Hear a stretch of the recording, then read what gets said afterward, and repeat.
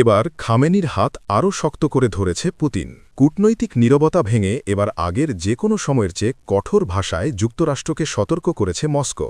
ইরানের বিরুদ্ধে সম্ভাব্য সামরিক হামলার হুমকিকে সম্পূর্ণ অগ্রাহ্য বলে ঘোষণা করেছে রুশ পররাষ্ট্র মন্ত্রণালয়। তাদের মতে ইরানের অভ্যন্তরীণ অস্থিরতাকে অজুহাত বানিয়ে সামরিক আগ্রাসনের চেষ্টা শুধু মধ্যপ্রাচ্য নয়, গোটা বিশ্বের নিরাপত্তাকে বিপদের মুখে ফেলবে। রাশিয়া স্পষ্ট করেছে ইরান একটি স্বাধীন ও সার্বভৌম রাষ্ট্র এবং তার অভ্যন্তরীণ বিষয়ে বাইরের হস্তক্ষেপ মেনে নেওয়া হবে না।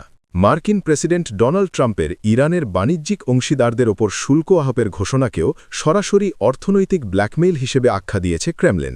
মস্কোর দাবি, এমন চাপ বিশ্ব অর্থনীতির জন্যও ক্ষতিকর।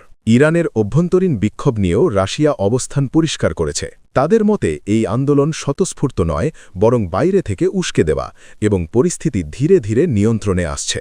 বিশ্লেষকদের মতে এই বক্তব্যের মধ্য দিয়েই ইরানের বর্তমান সরকার ও সর্বোচ্চ নেতা আয়াতুল্লাহ আলী খামেনির প্রতি প্রকাশ্য সমর্থন জানাল পুতিন। সব মিলিয়ে ইরান ইস্যুতে এবার কূটনৈতিক স্তরে খামেনির হাত আরও শক্ত করে ধরেছে রাশিয়া।